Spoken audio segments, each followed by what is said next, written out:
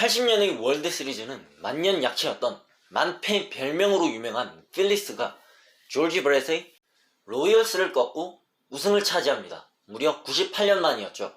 이때의 필리스에는 마이크 슈미트 그리고 67년 카즈에서 언급된 칼튼이 있었는데요. 슈미트는 짧게 설명하자면 해마다 30개에서 40개 홈런을 기대할 수 있는 3루수, 칼튼은 못해도 15승 이상을 기대할 수 있는 선수라고 보시면 되겠습니다. 슈미트는 이후 83년에도 오리올스와 함께 거론될 예정입니다. 매우 못했거든요. 로이얼스로 넘어가서 69년 창단 이후 첫 월드시리즈였는데 이때의 로이얼스에는 조지 브렛이 있었습니다. 76년 기억하시나요? 크리스 챔블리스가 로이얼스를 쓰러뜨렸다고 말씀드렸는데 브렛 게인은 커리어 내내 양키스와 악연으로 얽혔던 사이입니다. 이때 브렛이 리그 MVP 투표에서도 양키스의 서먼 먼슨에게 밀리면서 2위에 그치고요. 이후로도 브렛은 포스트 시즌에서 양키스를 만나서 상대 투수진을 난타했습니다만 팀은 계속해서 양키스에게 월드시리즈 진출을 내줘야만 했습니다. 양키스와의 악연은 모 위키에 잘 설명되어 있으니 넘어가고 성적으로 치자면 이 선수는 3,000안타를 기록한 3루수 단 4명 중 1명입니다.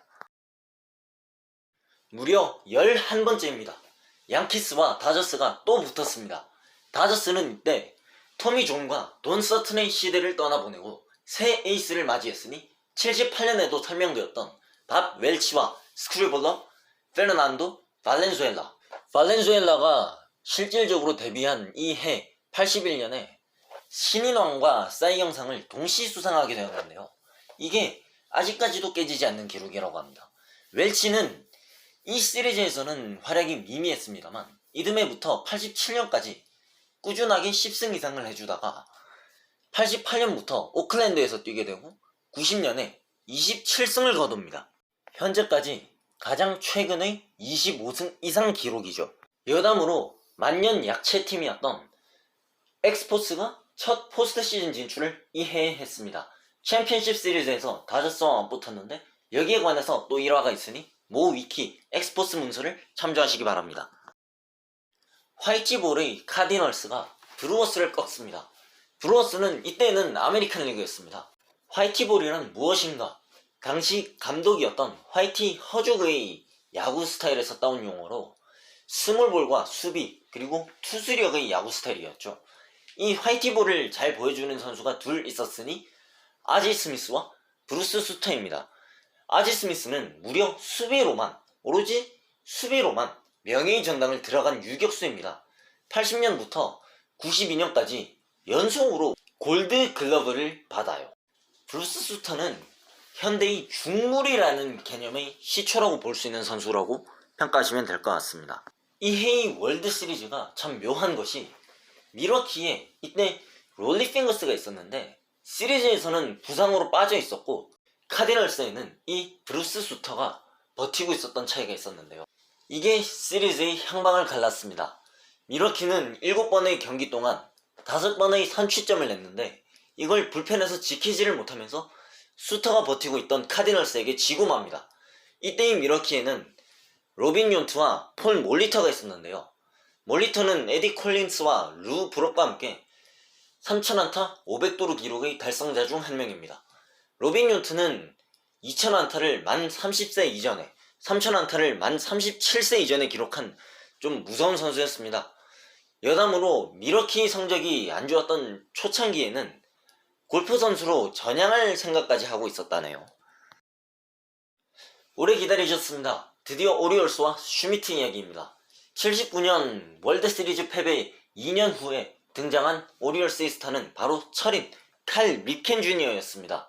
철인, 말 그대로 이 선수 내구성이 정말 대단했습니다.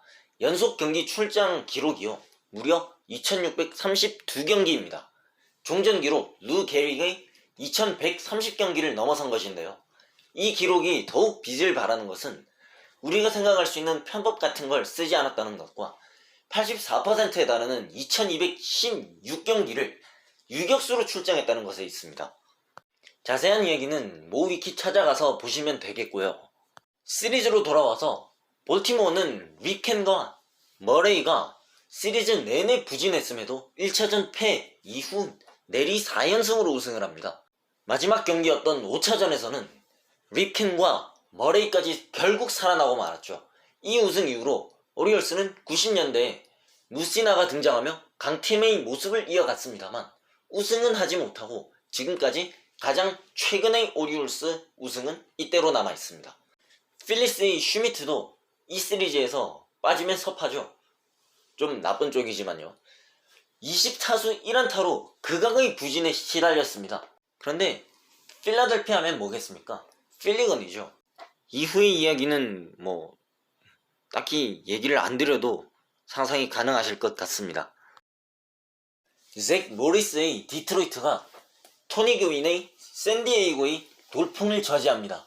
모리스는 두 번의 완투승을 거두면서 월드시리즈 MVP 앨런 트레멀과 함께 시리즈 승의 1등 공신이 되었는데요. 이와는 별개로 그가 커리어 동안 낸 성적은 다소 평가가 엇갈리는 편입니다. 파드리스의 토니 그윈은 통산 3,000안타를 넘게 치는 동안 삼진을 434개 당했는데 이는 연평균으로 계산하면 22개에 불과한 수치로 선구안과 볼넷으로 유명한 조이 보터조차도 전성기 때 시즌마다 103진을 넘게 당했다는 것을 생각한다면 정말 대단한 것이죠. 이 시리즈의 마지막 경기였던 5차전은 파드리스의 마무리였던 구스 가시지의 고집으로 화를 입었다고 하는데요. 감독과 포수 각각 두 차례의 고의 사구 조언에도 커크 깁슨을 상대로 계속 강공을 고집했다가 스리런 홈런을 맞았습니다. 후에 그는 자신이 깁슨을 상대로 성적이 좋았기 때문에 그랬다고 이야기했습니다. 커크 깁슨은 후에 또다시 언급이 될 겁니다. 그때 자세히 설명드리겠습니다. 브렛 세이버하겐의 로열스가 창단 16년 만에 우승을 차지합니다. 이 해의 월드시리즈는 카즈와 붙었는데 결정적인 순간에 오심으로 이긴 6차전으로 유명합니다. 카즈는 이 시리즈에서 1할 8푼 5리로 역대 최저 기록의 타율을 세웠었는데 95년과 2001년 두 팀이 두 번 이 기록을 깨뜨리고 맙니다. 이 이야기는 추후에 말씀드리겠고요. 4분기점 2부 영상도 이제 끝이 났네요. 이제 남은 게 80년대 후반, 90년대, 00년대, 10년대 남았는데 저는 이 영상의 스펙트럼을 1920년대부터 잡았습니다만 사실 우리가 알고 있는 메이저리그라고 하면 저는 90년대부터 였다고 생각을 하거든요. 90년대부터 정말 많은 사건도 터지고요. 많은 변화도 일어납니다. 저는 이 스펙트럼이 가장 힘든 시기가 될 거라고 생각하는데 힘들더라도 오래 걸리더라도 마무리 잘 해서 돌아오도록 하겠습니다. 시청해주셔서 감사합니다.